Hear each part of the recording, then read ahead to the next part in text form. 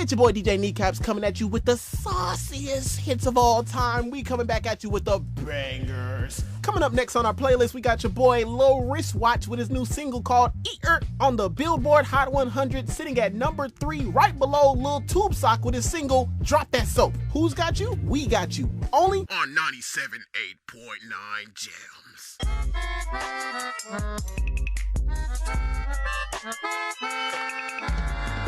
That ain't real rap, that's garbage. Alright y'all, so I remember this one time me and my family went on vacation to the beach in Panama City, Florida. And for some reason, every time we picked a location, that was the go-to place. I don't know why, don't care. All I know is that every time we went, I had fun because something out of the ordinary would always happen. But Devontae, what happened out of the ordinary? Well, let's find out. So it all started when we got to the hotel. And my parents let me, my brother, and my sister go out into the pier by ourselves because they said we were old enough, but just look after our sister. And nigga, we was geeks. Like, have you ever been down to the pier in Panama City? You missing out if you haven't. So we all go down to the pier doing God knows what and God knows where. And we really didn't wild out like we wanted to because my sister was with us and her presence alone put a limit on what me and my brother could do. Like, you know, it was spring break down there for the college kids at the time, and me and my brother wanted to do spring break things. You're picking up what I'm putting down. But you know, we still had fun, so we let it slide. Bro, I'm talking about we stayed out there the entire day, all the way to nightfall. So when we got back to the hotel, bro, I'm talking about we literally looked like phones on low battery. We ain't have no gas left in the tank. Our feet was hurting, bro. Phones was dead. We was hungry, bro. Like we just didn't have it in us. If coach told us to keep hustling, I'm telling that nigga no. Wanna play some Uno? No, ma'am. Wanna watch some TV? No, ma'am. Wanna go out on the balcony and watch the... No, ma'am. We did all that the next day.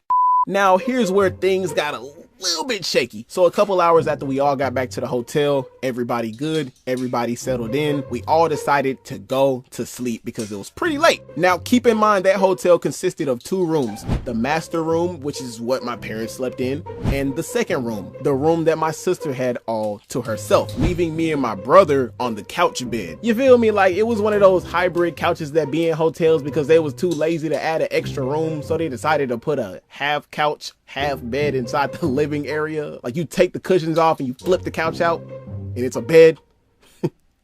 Good times.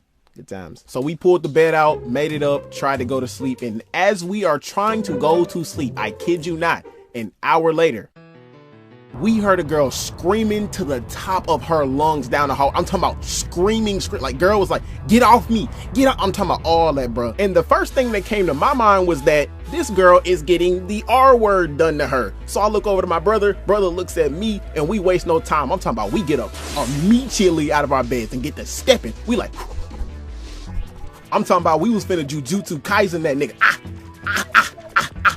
Like, I'm talking about we was finna beat the dog crap out this nigga, bro. Like, I don't play that on both sides, bro. Like, nobody should be getting the R word done to them. No man, no woman, no nobody, bro. That's wrong. So we bust through the door and get into the hallway, and we look to the left of us, and it's this dude struggling to carry this girl, and it looked like she was drunk. Bruh turns to us and is like, oh man, sorry guys, my girlfriend's drunk, and we just came from a party. I lost my key, and I can't get in my room. And he asked us, can he use our balcony to jump over to his balcony so he can get inside his room, because his room was literally right next to ours. And before I made my decision, I actually sat back and pondered if this dude was legit, because I've actually dealt with girls like that. You know, when girls be getting drunk and they be like lightweight and they be doing the most, they be screaming and yelling and making all types of scenes and junk like that. I've dealt with females like that, and in like the middle of the party or the club, they fall out. Like, bro, it is never a fun time. So the smart thing to do in this situation would be wake up my mom and dad and have them handle this, because it's their hotel room.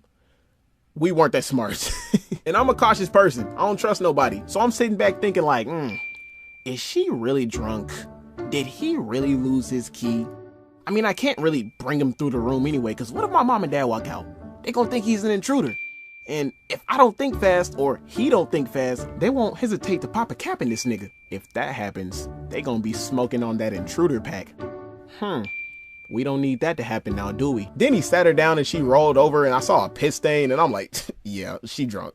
So we decided to let him through because we was thinking like, what if we was in that situation and bruh looked stressed? Like he looked stressed and tired at the same time. The bags under his eyes had bags, bruh. So my brother escorted the dude quietly over to our balcony and I waited outside in the hallway to make sure wasted Wendy over here didn't do nothing crazy. And as all this is going on, I am paranoid because I don't think he understood the way the building was set up. Like the balconies in this hotel were designed for people not to jump over them. So for somebody to jump over that gap successfully, you'd have to have a quirk. Like there's no possible way for somebody to make that jump successfully. And that's what made me paranoid, because if this nigga falls off the balcony,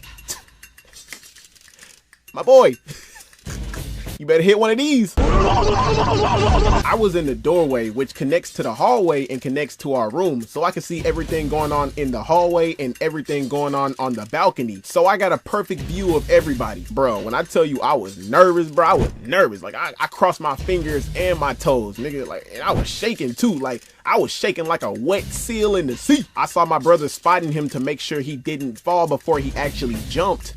He got ready to jump, then he jumped.